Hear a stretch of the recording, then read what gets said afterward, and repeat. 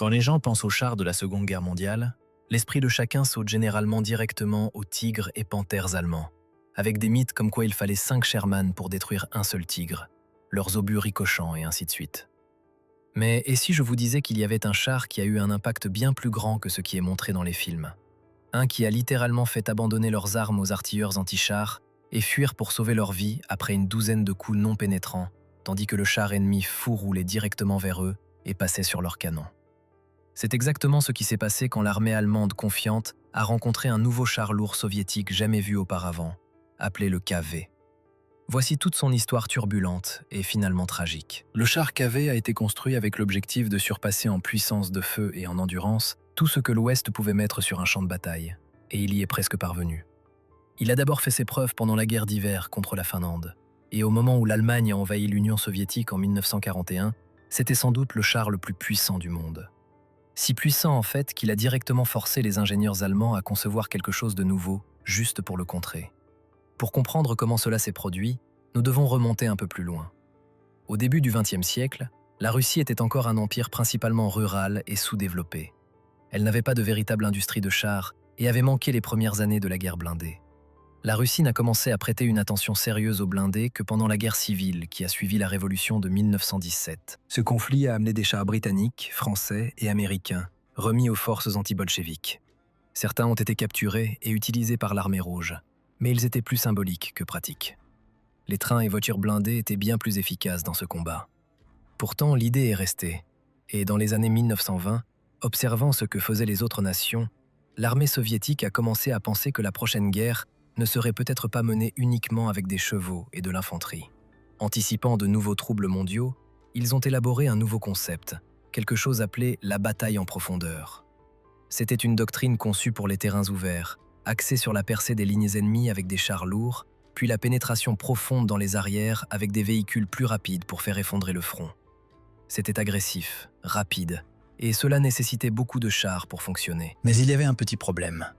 L'Union soviétique n'avait pas les usines, les machines ou la main-d'œuvre pour construire une armée moderne. Alors la réponse de Staline fut simple: industrialiser le pays à toute vitesse, quel qu'en soit le coût. Le programme a arraché des ressources à la population et les a injectées dans l'industrie pour préparer l'Union soviétique à une guerre future. À la fin des années 1930, les concepteurs soviétiques travaillaient sur une série de prototypes de chars lourds. Leurs véhicules précédents avaient montré de sérieuses faiblesses, particulièrement pendant la guerre civile espagnole. Là-bas, des T-26 russes ont été envoyés pour soutenir les républicains, et ils se sont rapidement heurtés à des armes anti-chars fournies par les Allemands. L'expérience a révélé à quel point leur blindage était vraiment vulnérable. En conséquence directe, les ingénieurs soviétiques ont été poussés à améliorer à la fois la protection et la puissance de feu. Ils ont commencé à privilégier les moteurs diesel pour une meilleure fiabilité et les climats froids. Ils se sont également orientés vers un blindage plus épais et des canons plus lourds. Le résultat de ces expériences serait finalement la série KV, nommée d'après Kliment Vorochilov, le commissaire du peuple à la défense. Le KV-1 était armé d'un canon principal de 76,2 mm et de mitrailleuses de 7,62 mm. Son blindage atteignait jusqu'à 106 mm d'épaisseur, ce qui à l'époque était bien en avance sur tout ce que la plupart des nations pouvaient déployer. Le char avait un équipage de 5 hommes et fonctionnait avec le moteur diesel VE2, la même conception de base qui alimenterait les chars soviétiques pendant des décennies. Le KV-1 pouvait atteindre 35 km/h et avait une autonomie d'un peu plus de 200 km. Pour un char de 46 tonnes à l'époque, c'était une performance respectable. Pourtant, il y avait des problèmes. Il était trop lent pour suivre les véhicules plus légers comme le T-34, et son système de direction était notoirement peu fiable. Le long châssis du char rendait les manœuvres difficiles, surtout en terrain étroit. Mais son moteur était durable et facile à entretenir, et être alimenté au diesel signifiait moins de problèmes dans l'hiver soviétique glacial. Le KV-1 verrait son premier vrai combat en Finlande quand les soviétiques ont envahi en novembre 1939. La ligne Mannerheim finlandaise, avec ses champs de mines, canons anti-chars et bunkers en béton, a tenu bien plus longtemps que prévu. Le KV-1, cependant, était l'un des rares véhicules qui pouvaient encaisser les coups et continuer à fonctionner sans broncher. Les canons anti-chars finlandais gaspillaient simplement leurs munitions contre eux et ont en fait reçu l'ordre de cesser le feu après 3 coups non dommageables, puisqu'ils luttaient contre les pénuries de munitions. L'épais blindage du KV le protégeait contre les armes anti-chars finlandaises standards, mais sa puissance de feu n'était pas très efficace contre les bunkers et positions fortifiées. C'est alors que son bizarre petit frère est né, le KV-2.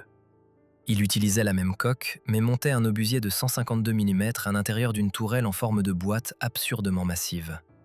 Cela rendait le char encore plus lourd et plus difficile à manœuvrer. Assez facile à renverser et criblé de problèmes techniques.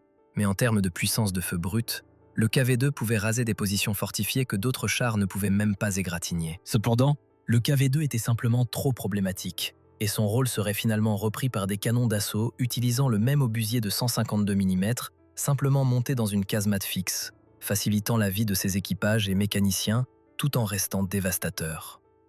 La guerre d'hiver avec la Finlande n'était que l'échauffement pour ce qui allait venir, car l'Allemagne observait et se préparait. Le vrai baptême du feu pour le KV-1 est venu en 1941. Malgré la signature d'un pacte de non-agression, Hitler a lancé une attaque surprise baptisée Opération Barbarossa, sa campagne la plus ambitieuse de toute la guerre.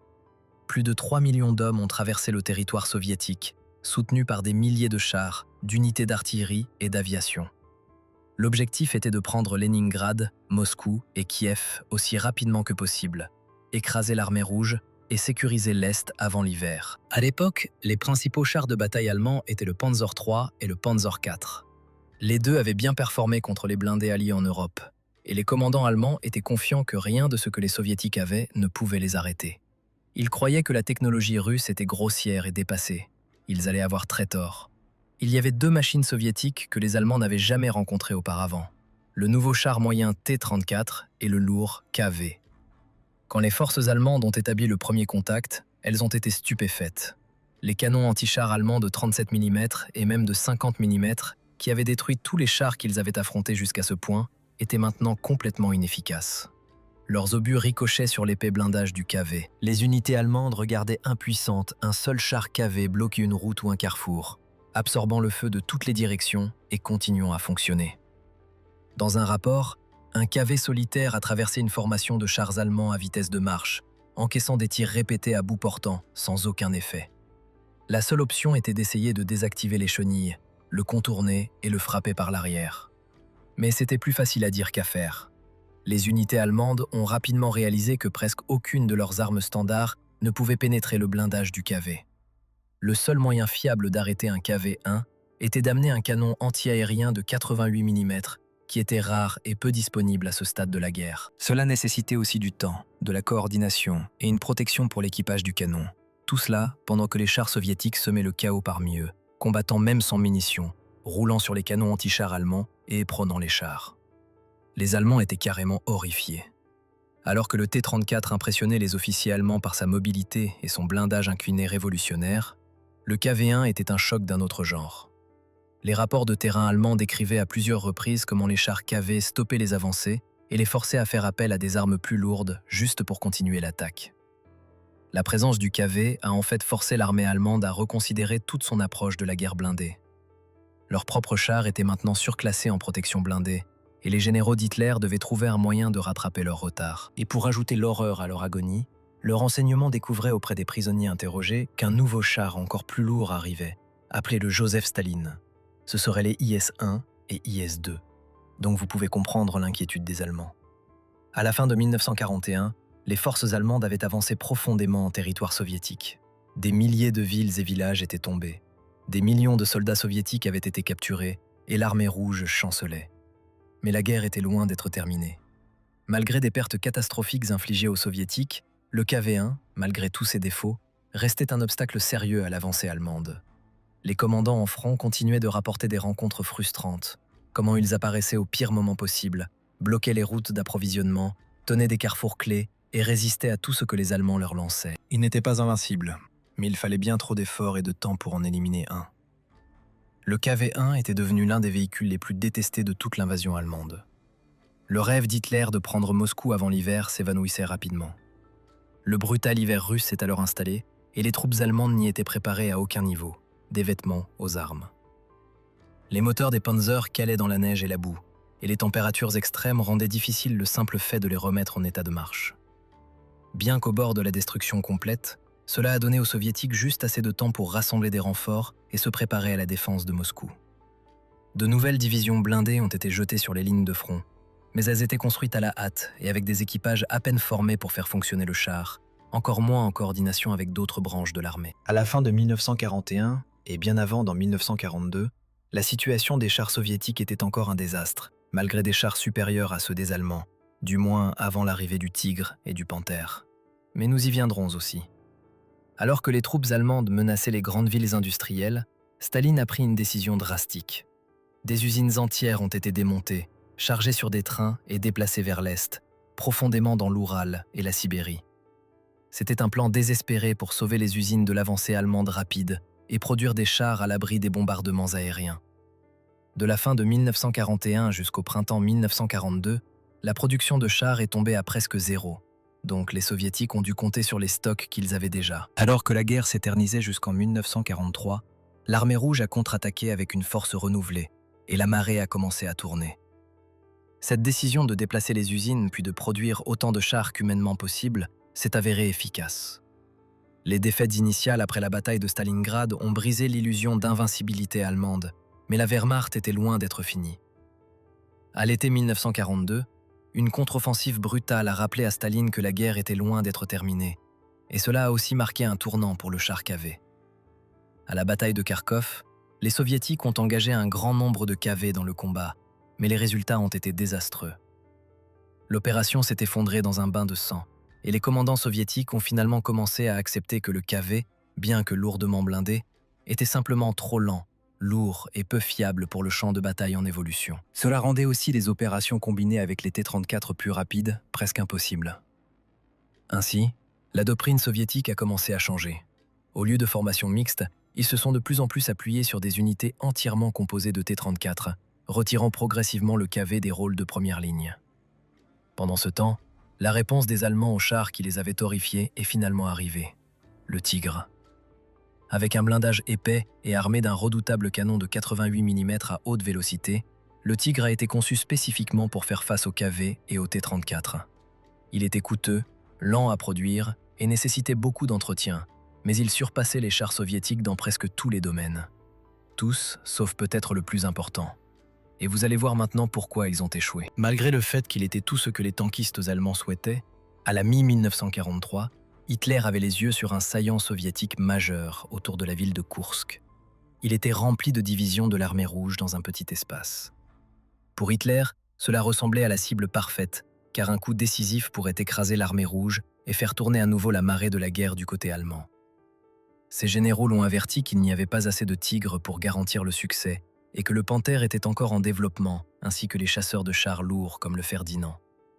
Ils ont tous été précipités sur les lignes de front, résultant en des tests inachevés et des corrections nécessaires, tandis que les attendre donnait aux soviétiques le temps de se préparer. Cependant, Hitler a insisté. Tous les Tigres, Panthers, Panzer et Ferdinand disponibles ont été jetés dans l'opération. Le résultat fut Koursk, la plus grande bataille de chars de l'histoire et un tournant majeur dans la guerre. La plupart des équipages de chars soviétiques étaient encore inexpérimentés, mais cette fois, ce n'était pas une question de technologie, c'était une question de nombre brut.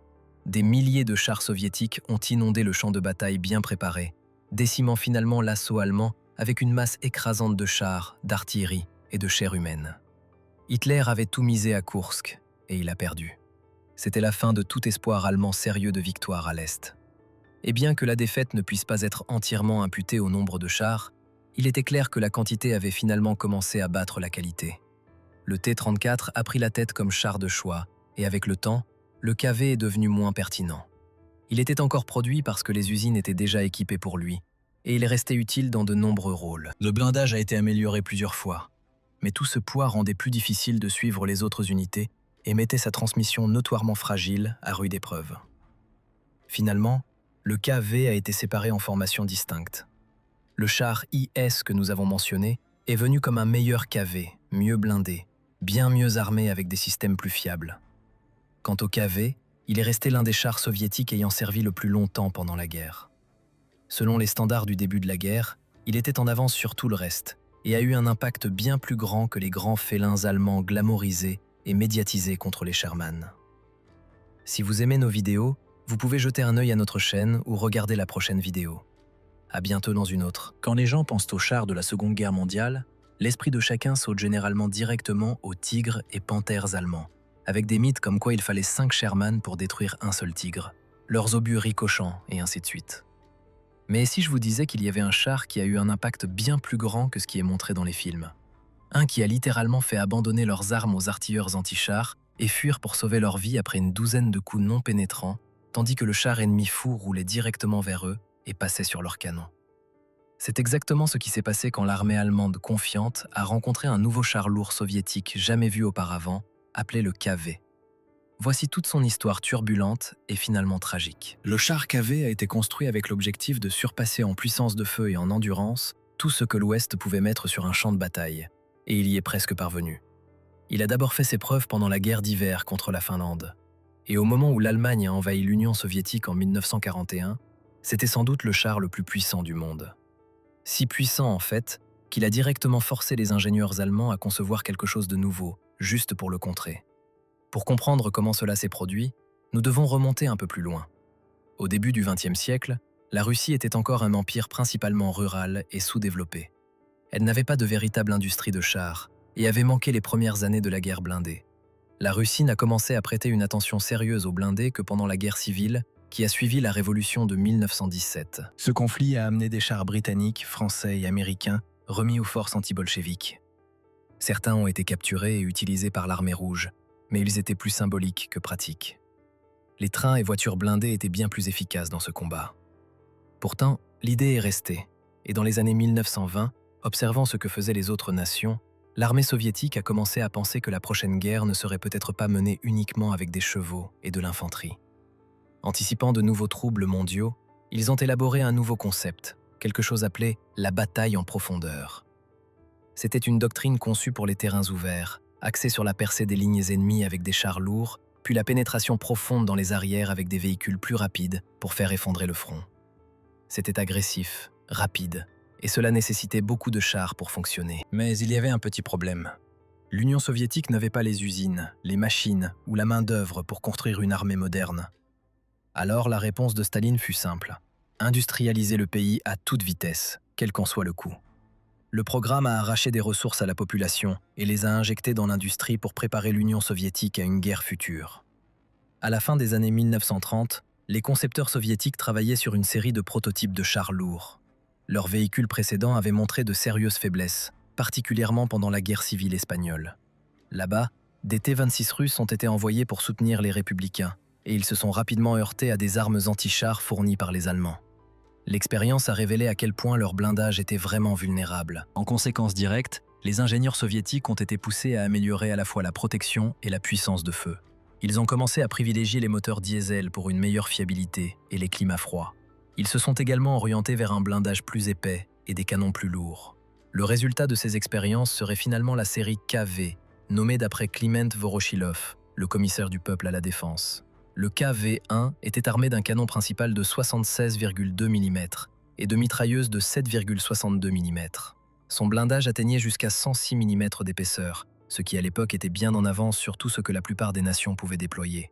Le char avait un équipage de 5 hommes et fonctionnait avec le moteur diesel VE2, la même conception de base qui alimenterait les chars soviétiques pendant des décennies. Le KV-1 pouvait atteindre 35 km/h et avait une autonomie d'un peu plus de 200 km. Pour un char de 46 tonnes à l'époque, c'était une performance respectable. Pourtant, il y avait des problèmes. Il était trop lent pour suivre les véhicules plus légers comme le T-34, et son système de direction était notoirement peu fiable.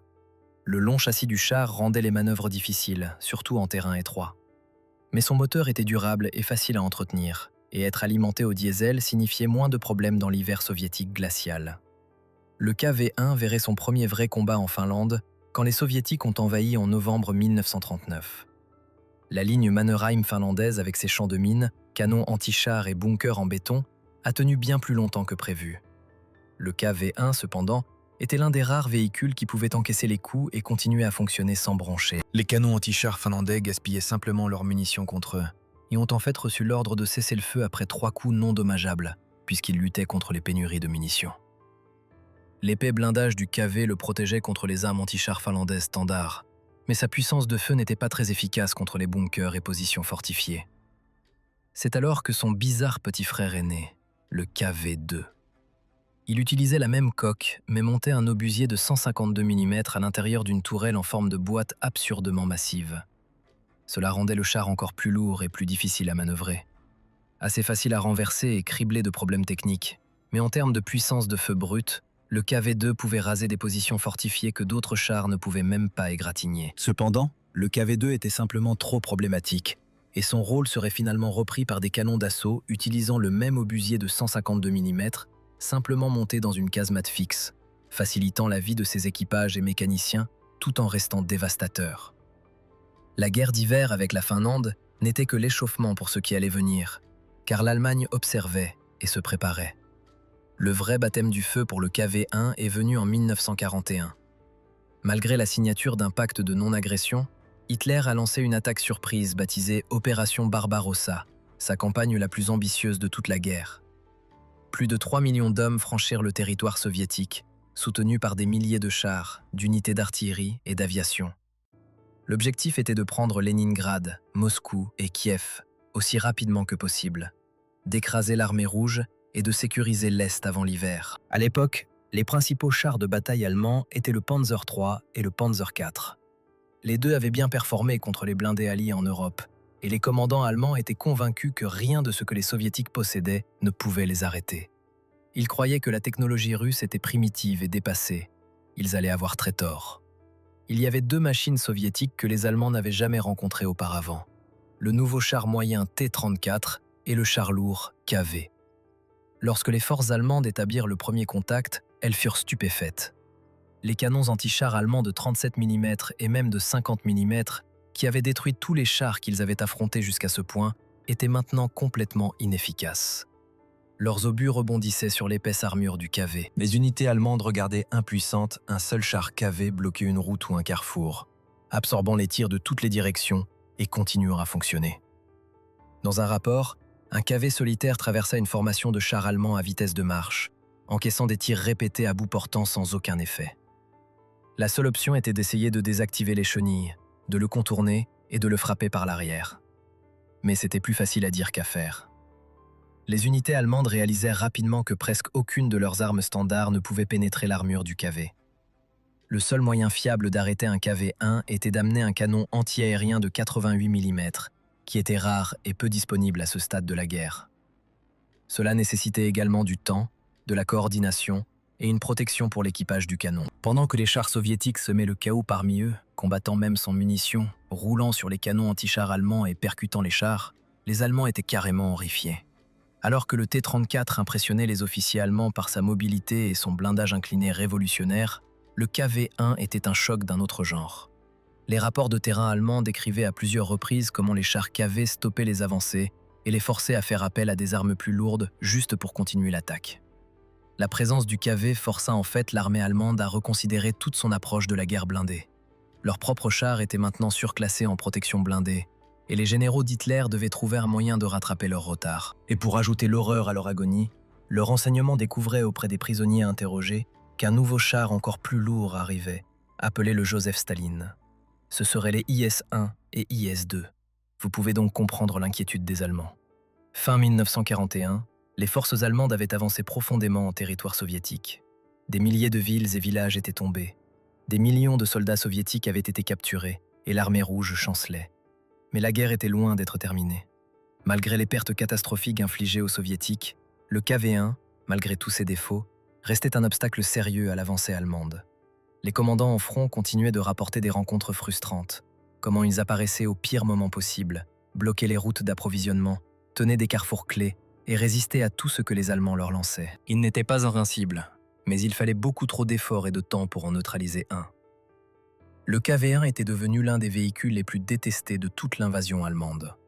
Le rêve d'Hitler de prendre Moscou avant l'hiver s'évanouissait rapidement. Le brutal hiver russe s'abattit alors, et les troupes allemandes n'y étaient préparées à aucun niveau, des vêtements aux armes. Les moteurs des Panzers calaient dans la neige et la boue, et les températures extrêmes rendaient leur mise en état de marche un défi en soi.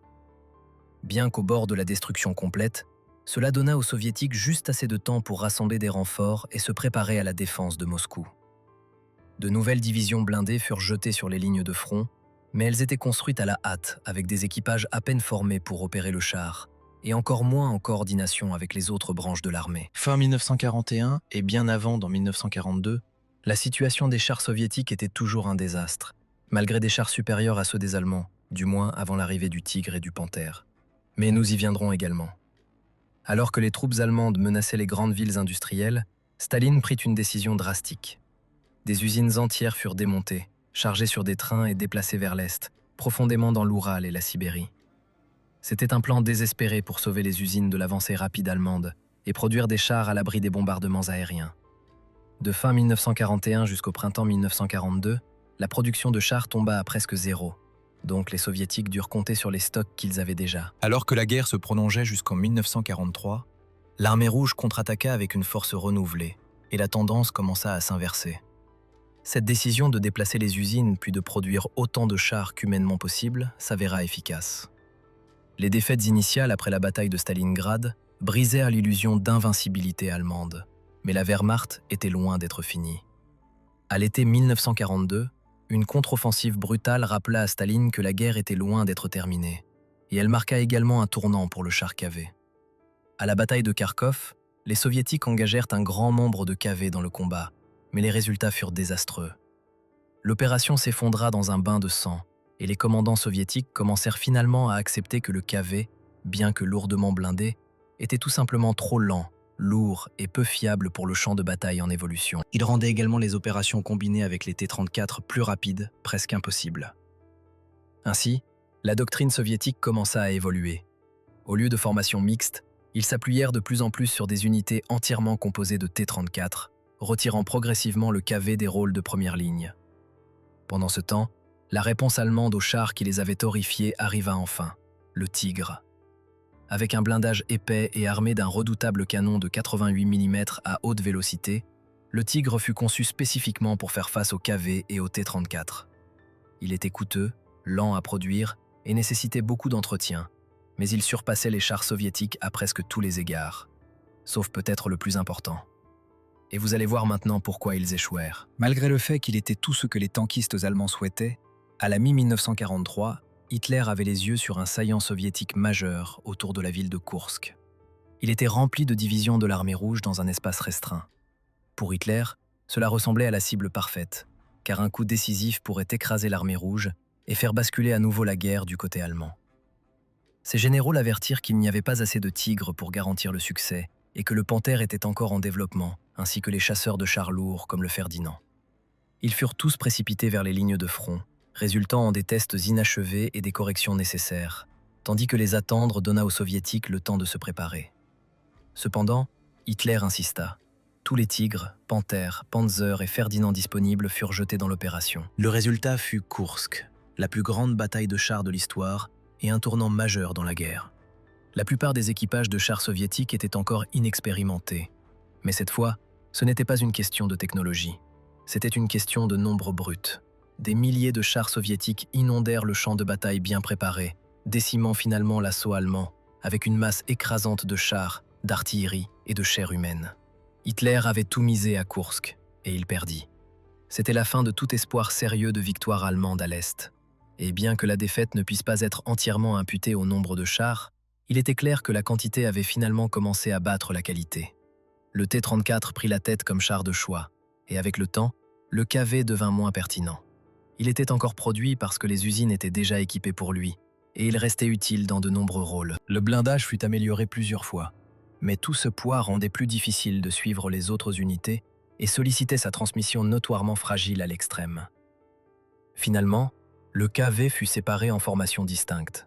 Le char IS que nous avons mentionné arriva comme un meilleur KV, mieux blindé, bien mieux armé avec des systèmes plus fiables.